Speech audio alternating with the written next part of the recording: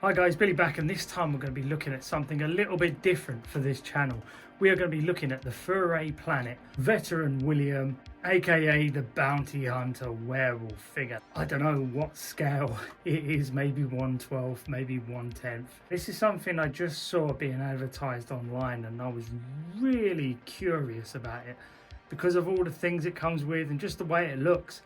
And so I ordered him online and he's arrived now, and I am just really surprised by just how good this figure is. I really like what I'm seeing.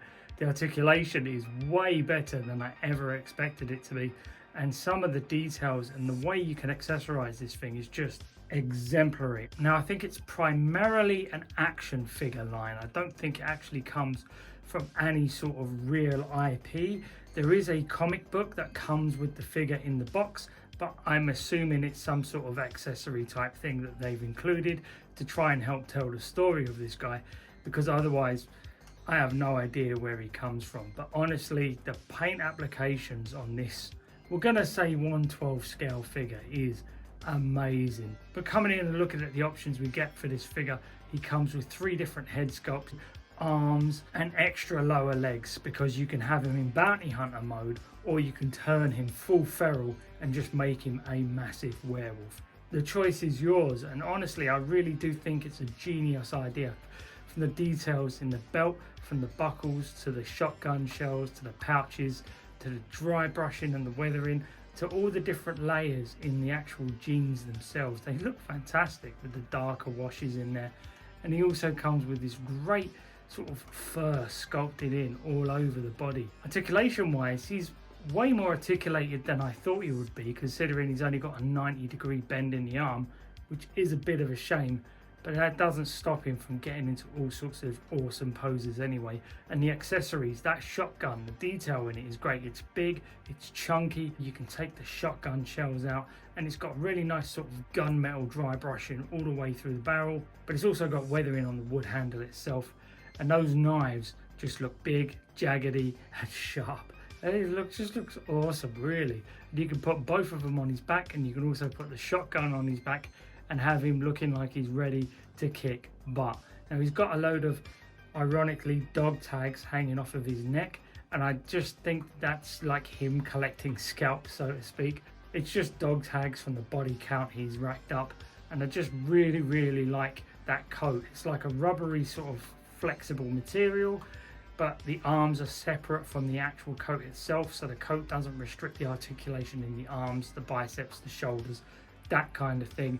And also he comes with a separate neck piece that allows him to move his head a lot more than you would think. And then when you're going to go into full feral mold, you can add even more fur around that neck just to get him looking a lot more beastly. And that sculpting in the torso with the abs and the chest and the muscles and the fur lines, really good. This guy really is intimidating looking, but the balance on him is really good as well. Those big paws that he's got on his feet really allow for a lot of balance. That's something that would be very difficult normally with this kind of figure, but not with this guy. I can pose him around, move the legs about. I think there is a little bit of looseness on the crotch area because the legs can split out a bit too quickly, especially with all that upper body weight. Other than that, you could easily tighten that up with a little bit of super glue in the joints and just wiggle it around till it dries. But other than that, just really great balance on this guy. I was incredibly surprised. The paint applications in the head are really good. I like the yellow in the eyes, plus the glossy mouth with all the sort of fangs sticking out and the gums exposed, and it just looks bloody. You could even blood this up and really make him look vicious if you really wanted to. I've actually ordered a second one because I want him in the bounty hunter mode, but I also just want him in full-on beast mode as well. Now I know Furay Planet are producing more figures. I think they're doing some sort of tiger creature as well.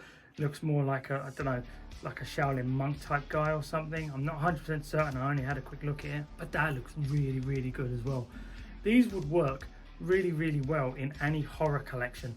Plus it would also work with, say, your Ninja Turtles. This guy looks like he could come out of a Ninja Turtles movie. He really does. Also, there's those NECA Ninja Turtles cross monsters. This guy would fit in absolutely brilliantly with those. If you had this guy posing with your Ninja Turtles, I think he'd still fit in pretty well.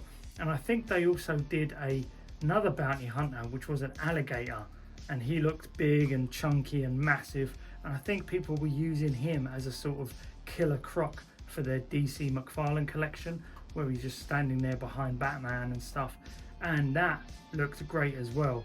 But I wasn't as interested in the killer croc style, but then when I saw this guy, I was like, oh, I've got to get that looks so damn cool. And I'm happy to say it has not disappointed at all.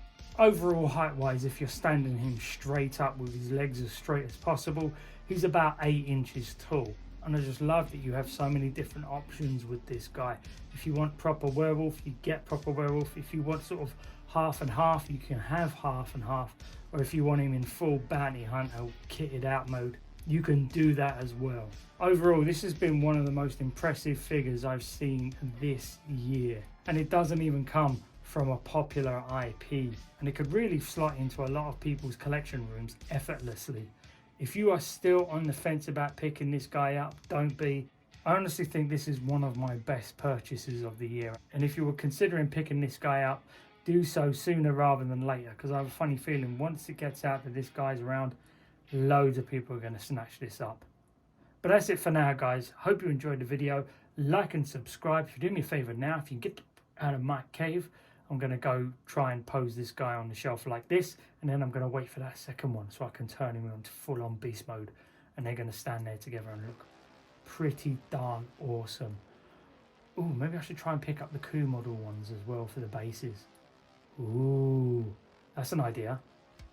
Thanks a lot, guys. Bye-bye.